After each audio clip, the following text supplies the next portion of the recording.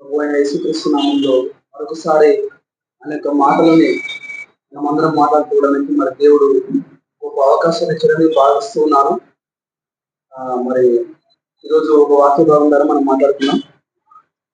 ఆదికాండము 3వ అధ్యాయము 8వ వచనం చదువుకుందాం.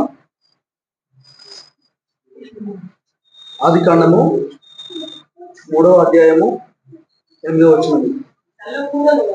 చెల్లపూటను ఆదామును అతని భార్యయు తోటలో సంచరించుచున్న దేవుడైన యెహోవా స్వరము విని దేవుడైన యెహోవా ఎదుటికి రాకుండా తోట చెట్ల మధ్యమ దాగుకొనగా.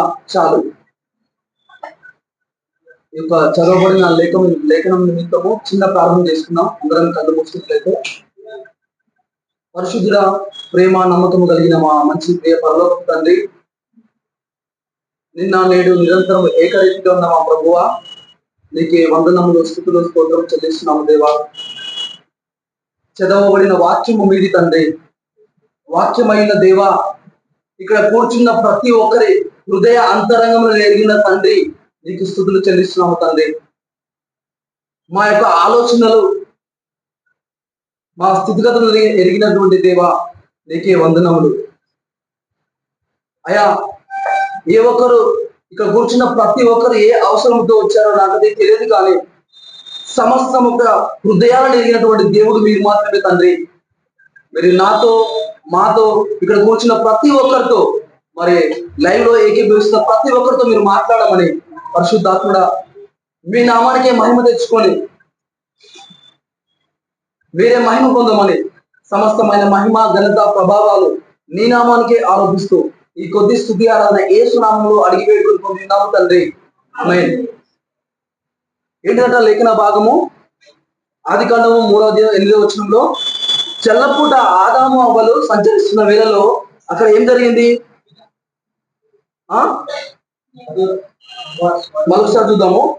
చెల్లపూట ఆదామును అతని భార్యయు తోటలో సంచరించుతున్న దేవుడైన యెహోవా స్వరము విని దేవుడైన యెహోవా ఎదుటి రాకుండా తోట చెట్ల మధ్యమ దాగుకొనగా దేవుడైన యెహోవా ఆదామును పిలిచి నీవు ఎక్కడ ఉన్నావని అనెను. చాలు. ఈరోజు నేను మాట్లాడదలుచుకున్నటువంటి అంశం ఏంటిదంటే దేవుని యొక్క స్వరము. ఏంటిదంట? దేవుని యొక్క స్వరము. నిజంగా దేవుని యొక్క స్వరం గురించి ఈరోజు మనం చాలా మంది మాట్లాడడానికి ఇష్టపడుతున్నాం. మన ఉదయం లేచినప్పటి దగ్గర నుంచి మన తల్లిదండ్రుల మాటలే కావచ్చు, మన ఒకవేళ తల్లిదండ్రులు ఉంటే పిల్లల మాటలే కావచ్చు, వాళ్ళు లేవగానే వాళ్ళతో మాట్లాడతారు. మరి వేకువజామునే లేచినప్పుడు నిజంగా ఒక దేవుని యొక్క స్వరం ఎలా ఉంటుందో అని మీరు ఎప్పుడైనా ఆలోచించారా? ఎప్పుడైనా ఆలోచించలేదు. ఓకే, ప్రభు ఈరోజు మిమ్మల్ని అడుగుతున్నాడు, ఎంతమంది సంతోషంగా ఉన్నారు? నిజంగా సంతోషంగా ఉన్నారా? మరొకసారి అడుగుతా, ఎంతమంది సంతోషంగా ఉన్నారు? కొంచెం సంతోషం, కొంచెం బాధ. ఓకే, ఎంతమంది సమాధానంగా ఉన్నారు? చేతులు లేవట్లే. దేవుని వాక్యం సెలవిస్తుంది ఈరోజు నేను సంతోషపరచడానికి. దేవుని వాక్యం సెలవిస్తుంది ఈరోజు నేను సమాధానపరచడానికి. దేవుడు ఈరోజు నీతో నాతో మాట్లాడడానికి ఇష్టపడుతున్నారు. నిజంగా ఈరోజు డేట్ ఎంత? 7వ నెల 7వ తారీఖు 2024. ఇది ఎన్నో వారమో తెలుసా? 27వ వారం. ఒక సంవత్సరంలో మనకు ఉన్నటువంటి వారాలు ఎన్ని? 52 వారాలు. ఒక సంవత్సరంలో ఉన్నటువంటి వారాలు ఏంటంటే 52 వారాలు. అంటే దరిదాపుగా 26 వారాలు గడిచిపోయి ఈరోజు 27వ వారంలోకి మనం అడుగుపెట్టాం. 27వ వారము 7వ తారీఖు 7వ నెల 2024 సంవత్సరం. నిజంగా అంటే 50-50. అంటే 26 ఎంత? 52 సంవత్సరాలు. రెండు భాగిస్తే 52 వారాలను భాగిస్తే ఎన్ని? 26 వారాలు. అంటే ఈరోజు 26వ వారంలో నుంచి 27వ వారంలోకి మనం ప్రవేశిస్తున్నాం. నిజంగా దేవుని యొక్క స్వరాన్ని నీ జీవితంలో నువ్వు ఎరగకుండా, దేవుని యొక్క స్వరాన్ని నువ్వు వినకుండా ఎన్ని వారాలు అవుతుంది? ఎన్ని రోజులు అవుతుంది? ఎన్ని గంటలు అవుతుంది? ఎన్ని నిమిషాలు అవుతుంది? ఎన్ని సెకండ్స్ అవుతుంది. ఎందుకు నేను మిమ్మల్ని బలంగా సంతోషంగా ఉన్నానని చెప్పి మిమ్మల్ని ఎంతమంది చెప్తారో తెలుసా? ఈ రోజు సజీవుడైన దేవుణ్ణి నువ్వు కలిగి ఉన్నప్పటికీ ఆ దేవుని యొక్క స్వరాన్ని నువ్వు వినకుంటే నీ జీవితంలో సంతోషం అనేది ఉండదు. ఈరోజు సజీవుడైన దేవుణ్ణి నువ్వు కలిగి ఉన్నప్పటికీ ఆయన యొక్క స్వరాన్ని నువ్వు వినకుంటే నీ జీవితంలో సంతోషం ఉండదు, నీ జీవితంలో సమాధానం ఉండదు. ఎందుకంటే నిత్య సంతోషములు, నిత్య సుఖములు ఆయన సన్నిధానంలో ఉందని దేవుడు వాక్యం సెలవిస్తుంది. ఈరోజు నువ్వు దేవుని సన్నిధిలోకి రాకుండా, ఈరోజు నువ్వు దేవుని యొక్క స్వరాన్ని వినకుండా ఎలా సంతోషంగా ఉన్నావని నీ హస్తాన్ని ఎత్తుతున్నావు. ఒకసారి నీకు నువ్వుగా, నీ ఒంటరిగా నీ గదిలోకి వెళ్ళి, నీ ప్రార్థన గదిలోకి వెళ్ళి నీకు నువ్వు ఆలోచించుకోవడం ప్రారంభించు. దేవా, ఈరోజు నీ సన్నిధానంలో నా హస్తాన్ని ఎత్తాను, నేను సంతోషంగా ఉన్నానని. నిజంగా ఆ సంతోషం దేన్ని బట్టి వచ్చింది? నాకు కలిగినటువంటి సంబంధాన్ని బట్ట, నాకు కలిగినటువంటి డబ్బును బట్ట, నాకు కలిగినటువంటి పేరు ప్రఖ్యాతలను బట్ట, దేన్ని బట్టి నాకు ఆ సంతోషం వచ్చింది? ఒకవేళ నాకు కలిగినటువంటి ఐఫోన్ బట్ట, నాకు కలిగినటువంటి డ్రెస్సును బట్ట, నాకు కలిగినటువంటి ఆ టాలెంట్ని బట్ట, ఇవన్నీ నీకు కలగడానికి సర్వ సృష్టిని సృష్టించిన సృష్టికర్త అయిన దేవుడు. హల్లెలూయా. ఆయన స్వరాన్ని వినకుండా, ఆయన స్వరాన్ని నువ్వు ఎరగకుండా, ఆయన ముఖ దర్శనం నువ్వు చేయకుండా ఈ రోజు నువ్వు నీ హస్తాన్ని ఎత్తావంటే అది గంటతో సమానం. అందుకనే మరొకసారి మిమ్మల్ని అడిగినా, మీరు నిజంగా చేయకున్నాం. ఎందుకో తెలుసా? కొన్నిసార్లు నేను సంతోషంగా ఉన్నట్టే అనిపిస్తుంది, కానీ మన జీవితంలో ఎంతో దుఃఖము. నేను చాలా సంతోషంగా అనిపిస్తుంది, కానీ మన జీవితంలో ఏదో వేదన. నువ్వు ఎప్పుడైతే ఒంటరిగా ఉంటావో, నువ్వు ఎప్పుడైతే ఒంటరిగా ఏకాంతంగా ఉండి నువ్వు ఆలోచిస్తావో నువ్వేంటో తెలుస్తుంది. అవునా కదా? ఈరోజు ఎప్పుడైతే నేను ఒంటరిగా ఉన్నప్పుడు నాకు కలిగినటువంటి నా ఫ్యామిలీ బ్యాక్గ్రౌండ్ లో కలిగినటువంటి ఇబ్బందులు కావచ్చు, నాకు కలిగినటువంటి పరిస్థితులు కావచ్చు, అవి ఎలా ఉంటుందో తెలుసా? ఎంతో భారంగా ఉంటాయి. అవి ఎలా ఉంటుందో తెలుసా? ఎంతో మోయ శక్తి కానీ బరువుగా ఉంటుంది. ఆ బరువుని ప్రభు తీసివేయడానికి ఈరోజు ఆయన స్వరాన్ని వినడానికి నీతో నాతో మాట్లాడుతూ ఉన్నాడు. హల్లెలూయా. ఆయన స్వరము వినడము మనకెంతో ప్రశస్తమైంది, ఆయన స్వరము వినడము మనకెంతో సంతోషమైంది, దేవుని యొక్క స్వరం వినడము మనకెంతో సమాధానకరమైనది. ఈరోజు దేవుని స్పర్శ నేను వినకుండా, దేవుని యొక్క స్వరాన్ని నువ్వు వినకుండా ఏది నీ జీవితంలోకి సంతోషం అనేది ఎంటర్ కావడం ఇంపాసిబుల్. ఒకవేళ ఎంటర్ అయిందంటే అది ఎంతో కాలము నిలవదు. ఇక్కడ చూద్దాం మళ్ళీ ఒకసారి వాక్య భాగం చూడండి. ఆదికాండము 3:8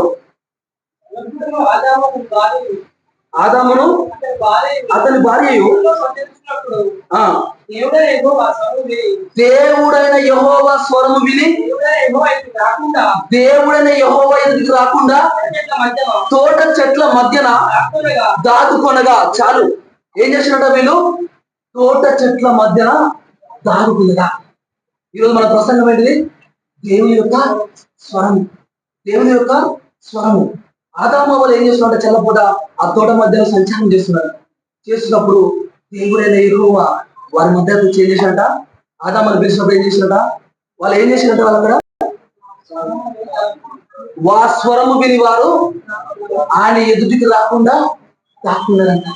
ఈరోజు దేవుని మందిరానికి రాకుండా, ఈరోజు దేవుని మందిరానికి రావాలి అని అనుకునే సమయంలో ఒకవేళ మనకేమైనా భారంగా అనిపిస్తే అక్కడ చూడండి,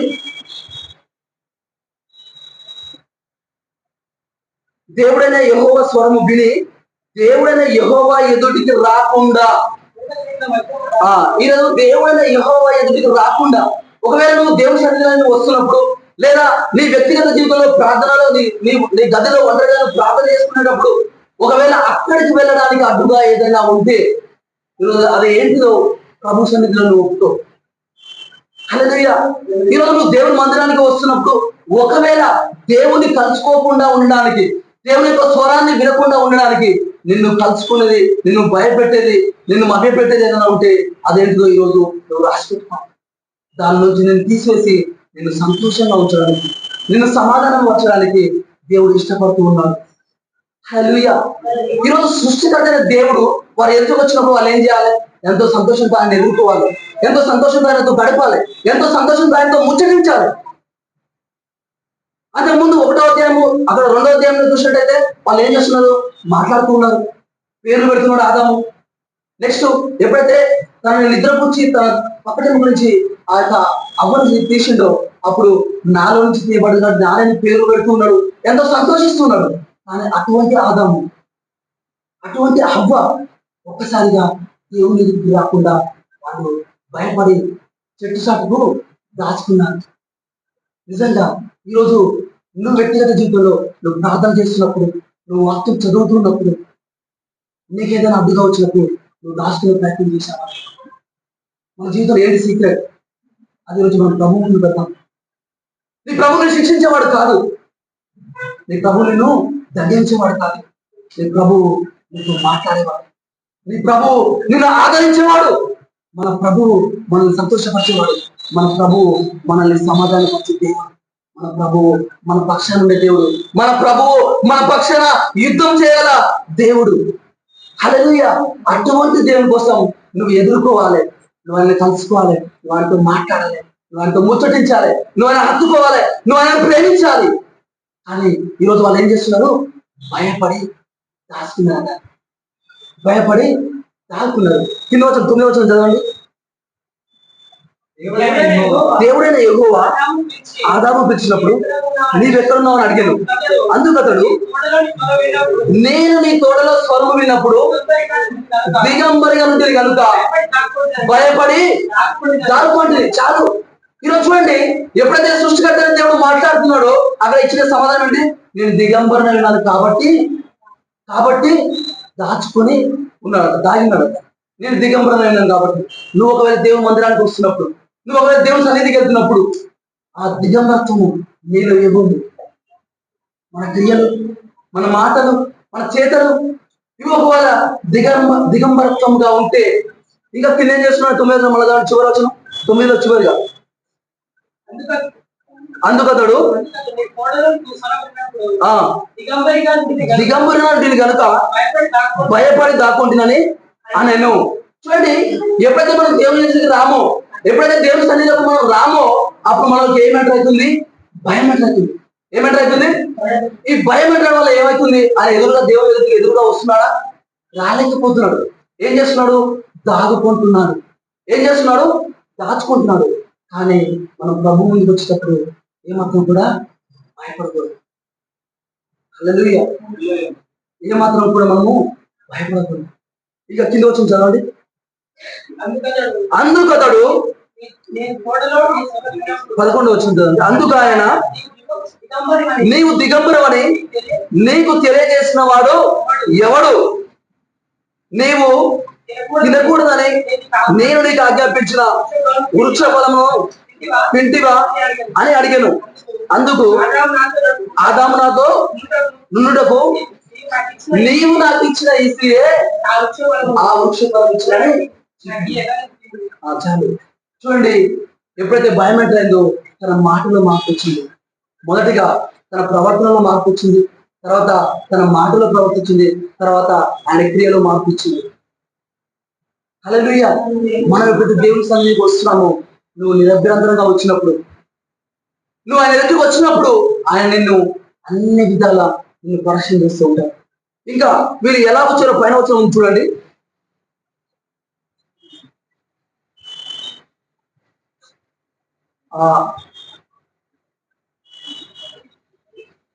ఐదో వచనం చదవండి ఒకసారి. ఏలయనగా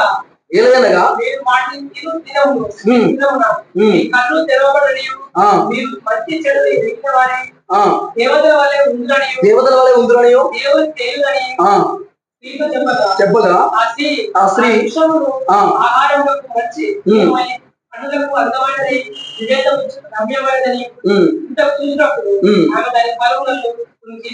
ఏడో వచ్చింది కదండి. అప్పుడు వారిద్దరు కన్నులు తెరవబడెను, వారు తాము దిగంబరులమని తెలుసుకొని అంజూరపు ఆకులు కుట్టి తమకు కచ్చడములుగా చేసుకొని చాలు. వాళ్ళు ఆ చేసిన తప్పులను పెట్టుకొని అంజూరపు ఆకులంట కచ్చడములుగా చుట్టుకొని దేవుని ఎదుగుతూ వచ్చినట్టుగా చూస్తున్నాము.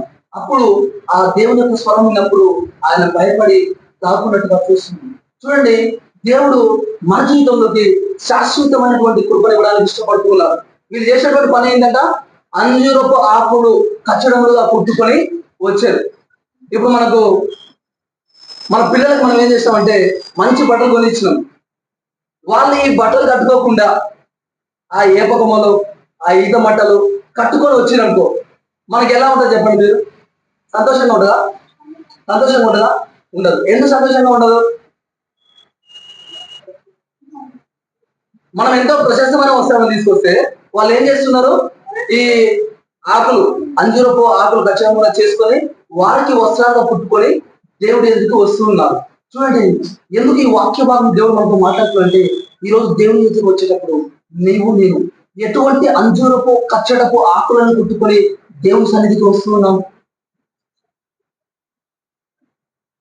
ఎటువంటి అంజూరపు కచ్చడపు ఆకులను కుట్టుకొని మనం దేవుని సన్నిధికి వస్తూ ఉన్నాం? ఇక్కడ చూస్తున్నాం మీ అందరినీ. ఒకవేళ మాట్లాడాల్సి వస్తే అందరికి ఇక్కడ కూర్చున్న వ్యక్తిని మొదలుకొని చివరకు కూర్చున్న ప్రతి ఒక్క వ్యక్తికి ఓకే, చూడడానికి మంచిగా ఉన్నారు, మంచి వస్త్రాలు వేసుకున్నారు, మంచిగా బుద్ధిమంతుగా కూర్చున్నారు అని చెప్పేసి నేనేం చేస్తా, 100కి 90 మార్కులు, 95 మార్కులు, 99 మార్కులు, 100 మార్కులు ఇస్తుంటాను. కానీ దేవుడు చూసినప్పుడు దేవుడు హృదయ అంతరంగంలో ఎదిగినటువంటి దేవుడు కాబట్టి ఆయన ఏమంటున్నారంటే, ఆయన ఎదుటికి వచ్చేటప్పుడట మీరు ఎలా వచ్చారో ఎవరు తెలుసు? సృష్టికర్త అయినటువంటి దేవుడికి తెలుసు. మీరు చేసింది ఒకటి, కానీ మీరు ఇక్కడ వచ్చినప్పుడు ఎలా వచ్చినట? అంజూరపు ఆకులను కుట్టుకొని కచ్చడగా కుట్టుకొని ఆయన ఇంటికి వచ్చినారట. ఆ అంజూరపు ఆకులు కచ్చడలు ఏంటియో మీ హృదయానికి తెలుసు, మీ యొక్క హృదయానికి తెలుసు. అది ఈరోజు దేవుని సన్నిధిలో అది సమర్పించి దేవుడు ఇచ్చేటటువంటి సర్వాంగ కవచం మీరు ధరించుకోవాలి. హల్లెలూయా. దేవుడు ఇచ్చేటటువంటి ఆ ప్రశస్తమైన వస్త్రాన్ని మీరు ధరించుకోవాలి. హల్లెలూయా. ఎందుకంటే దానిలో మాలిన్యము లేదు. హల్లెలూయా. దానిలో ఎటువంటి మురికి లేదు. అది మీరు ధరించుకోవడానికి దేవుడు ఎంతగానో ఇష్టపడుతున్నాడు. చూడండి, దేవుడు ఏం పని చేసింది ఇక్కడ. 3వ వచనం చదవండి. దేవుడైన యెహోవా ఆదామునకు అతని భార్యను చర్మపు చొక్కాయిను చేయించి వారికి తొడిగించను. ఏం చొక్కా తొలగించాడు దేవుడు? చర్మపు చొక్కాలు తొలగించు. ఈరోజు ఈ యొక్క 27వ ఆదివారంలోకి ఎంతవుతున్నాం మనం? ఈ యొక్క జూలై మాసంలో మొదటి 6 ఆదివారంలోకి అడుగుపెడుతున్నాం మనం. ఆ ప్రభు బలలో చేయబోతున్నాం మనకు మనంగా జ్ఞాపకం చేసుకునే తెలుసా? దేవుడు మనకి ఏమి ఇవ్వడానికి ఇష్టపడుతున్నాడంట? ఒక ప్రశస్తమైన వస్త్రాన్ని ఇవ్వడానికి ఇష్టపడుతున్నాడు. కానీ ఆదాము వాళ్ళు ఏం కోరుకున్నారు? ఆ అంజూరపు కచ్చడ ఆకులని కోరుకున్నారు. కానీ దేవుడు ఏమి ఇవ్వడానికి ఇష్టపడుతున్నాడు? చర్మపు చొక్కాలని చేయించినట్టు. ఈ చర్మపు చొక్కా వాయించాలంటే ఏం రావాలి? ఏదో ఒక జంతువు వధించబడాలి, ఏదో ఒక జంతువు సంహరించబడాలి. ఆ జంతువు ఎవరు కాదు, నజరేయుడైన యేసుక్రీస్తు ప్రభువారు నీ కొరకు నా కొరకు ఆ యొక్క పరలోకం నుంచి భూమికి గొర్రె పిల్లగా వచ్చి ఆయన వధించబడ్డాడు. ఆయన ఏం చేయబడ్డాడు? వధించబడ్డాడు. ఆయన నీ కొరకు నా కొరకు ఏం చేయబడ్డాడు? వధించబడ్డాడు. ఆ గొర్రె పిల్ల ప్రశస్తమైన వస్త్రాన్ని నీకు నాకు ఇవ్వడానికి ఇష్టపడుతూ ఉన్నాడు. హల్లెలూయా. నీకు నాకు తొలగడానికి ఇష్టపడుతూ ఉన్నాడు. ఆయన యొక్క ప్రశస్తమైన ఆయన చేతుల కింద మనం ఈ రోజు ఒకవేళ ఆదాము యొక్క అవ్వ యొక్క ఆలోచన ప్రకారం వస్తే మనం భయం ఏర్పడుతుంది. ఒకవేళ ఆదాము యొక్క అవ్వ యొక్క ఆలోచన ప్రకారం వస్తే మనం కచ్చడపు ఆకులను పుట్టుకొని రావాల్సి ఉంటుంది. కానీ దేవుని ఎదుటికి మనం ధైర్యంగా వచ్చినప్పుడు ఆయన నీకు నాకు మన యొక్క ప్రశస్తమైన వస్త్రాలని తొలగించడానికి దేవుడు ఇష్టపడుతున్నాడు. అది ఎవరో కాదు, నీ కొరకు నా కొరకు కలవరి శిలువలో బలి అయిన యేసుక్రీస్తు ఆ రక్తము ద్వారా నిన్ను నన్ను పరిశుద్ధపరిచిన దేవుడు ఆయన యొక్క చర్మ చొక్కాలని మనకి ఇవ్వడానికి ఇష్టపడుతున్నాడు. హల్లెలూయా. ఆ చర్మ చొక్కాలలో భయం లేదు, ఆ చర్మం చొక్కాలలో దోషం లేదు, ఆ చర్మం చొక్కాలలో సంతోషం ఉంది, ఆ చర్మం చొక్కాలలో సమాధానం ఉంది. ఎందుకంటే మన దేవుడు మన కొరకు బహుకరించినటువంటి ఆ ప్రశస్తమైన వస్త్రం. హల్లెలూయా. హల్లెలూయా. ఆయన ఎదుటికి ఆ విధంగా ధైర్యంగా ఎప్పుడైతే ఆదాము వాళ్ళు ఆయనకు స్వరాన్ని బిడ్డలకు వచ్చారో వాళ్ళు భయం ఏర్పడారు. ఆ స్వరము విని వాళ్ళు ఏం చేసిండ్రు, ఎదుటికి రాకుండా వాళ్ళు చెట్టు సట్టు దాచుకున్నారు. కానీ ఈరోజు నువ్వు నేను ఆయన సన్నిధిలో ఎలా వస్తామో తెలుసా? ఆ బ్రహ్మము నుంచి మీరు వస్తున్నా కానీ ఆయన యొక్క రక్తము మీ మీద ముద్రలుగా ఏర్పడుతుంది. ఆ ఆ యొక్క చర్చి యొక్క గుమ్మములు, ఆ యొక్క మందిరం యొక్క గుమ్మంలోకి మీరు ప్రవేశించగానే ఆయన రక్తము చేత మీరు శుద్ధీకరించబడతారు. హల్లెలూయా. ఆయన రక్తం చేత మీరు పరిశుద్ధపరచబడతారు. ఆయన రక్తం చేత మీరు నీతిమంతులు తీర్చబడతారు. అప్పుడు మీరు ఆయన ఎదుటికి స్వతంత్రంగా వస్తారు, సంతోషంగా వస్తారు, సమాధానంగా వస్తారు.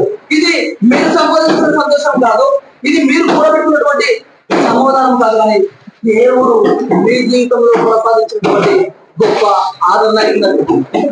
హల్లెలూయా. గొప్ప సంతోషం అయి ఉన్నది. హల్లెలూయా.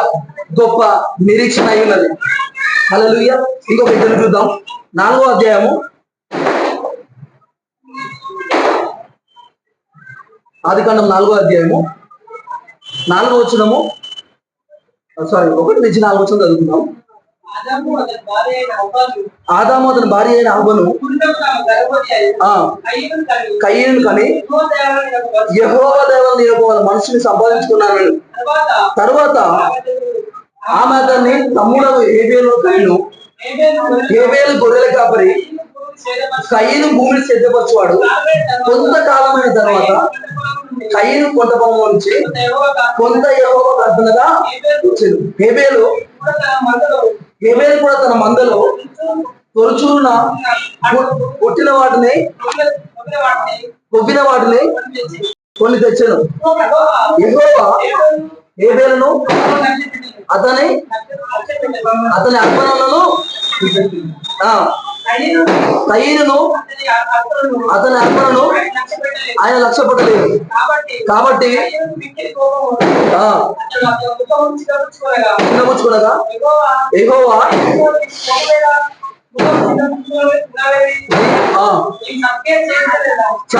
చాలు. ఇక్కడ ఎవరు కనిపిస్తున్నారండి? ఆదాము యొక్క హవ్వ యొక్క కుమారుడు కనిపిస్తుంది. ఒక ఆయన ఎవరు? ఒక ఆయన కయీను, ఒక ఆయన హేబేలు. కయీను ఏం చేస్తాడు? భూమిని సిద్ధపరిచేవాడు. హేబేలు గొర్రెల కాపరి. చూడండి, ఇద్దరు కూడా వాళ్ళకి అర్పణలు తీసుకొని వచ్చారు. దేవుడు ఎవరిని అర్పణను అంగీకరించాడు? ఎవరి అర్పణను అంగీకరించాడు? హేబేలు అర్పణను అంగీకరించాడు. కయీను అర్పణని అంగీకరించాడు. ఎందుకు అంగీకరించలేదు?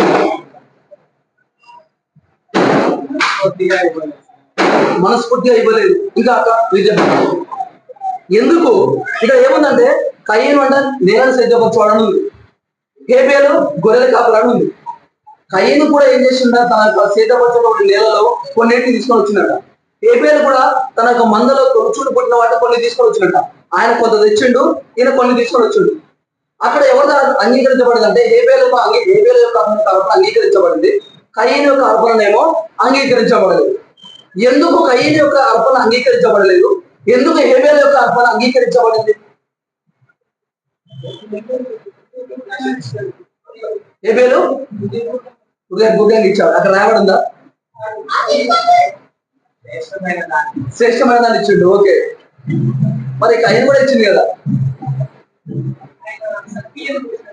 ఆయన సత్క్రియ చేసిన వాళ్ళు కోపడదు. దేవుడు ఎందుకు కోపడుతున్నాడు? తర్వాత కోపడేది. కానీ ఆ ఆదికాండం 4వ అధ్యాయం 1 నుంచి 4 వచనాలలో వీరిద్దరి గురించి ప్రస్తావించబడింది. ఒక ఆయన నేల సిద్ధపరుస్తున్నాడు, ఒక ఆయనని గొర్రెలు కాస్తున్నాడు. మరి ఒక ఆయన అర్పణ మాత్రం అంగీకరించబడింది, రెండో ఆయన అర్పణ అంగీకరించబడ్డారు. ఇందాక ఆదాము హవ్వలు వాళ్ళు ఆ అంజురపు కచ్చడి ఆడలు కట్టుకొని వచ్చినప్పుడు వారి యొక్క అర్పణ అంగీకరించబడిందా? అంగీకరించబడలేదు. వాళ్ళ యొక్క అర్పణ ఏమైంది? తృణీకరించబడి దేవుడు వారి వరకు ఏం చేసినట్టు చర్మం చొక్కాలని తొలగించినట్ట.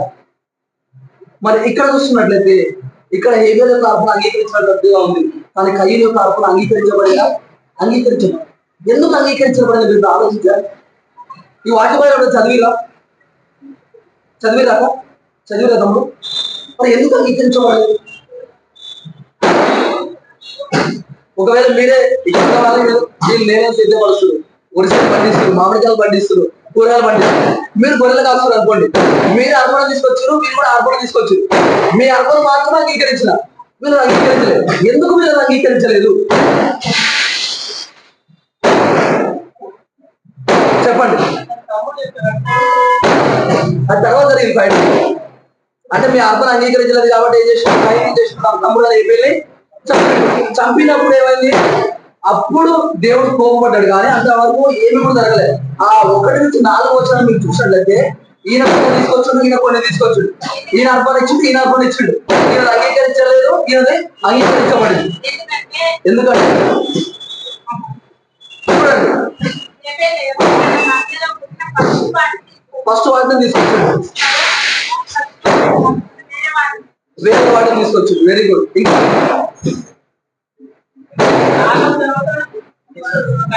కయ్యం కొంతకాలం తీసుకొచ్చాడు. సరే మరొకసారి చదువుతా వినండి. ఆదికాండం 4వ అధ్యాయం 1-4 వచనాలు చూడండి మీరు. ఆదాము తన భార్య అయిన హవ్వను కూడినప్పుడు ఆమె గర్భవతి అయి కయీనును కని యెహోవా దయ వలన నేను ఒక మనిషిని సంపాదించుకున్నానను. తరువాత ఆమె అతని తమ్ముడకు హేబేలును కనెను. హేబేలు గొర్రెల కాపరి, కయీను భూమిని సేద్యపరచువాడు.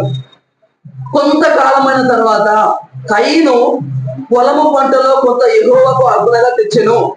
హేబేలు కూడా తన మందలో తొలుచూరులో పుట్టిన వాటిలో కొన్ని తెచ్చెను. ఆయన కొంత తెస్తే ఈయన కొన్ని తెచ్చెను. యెహోవా హేబేలును అతని అర్పణను లక్ష్యపెట్టెను, కయీనును అతని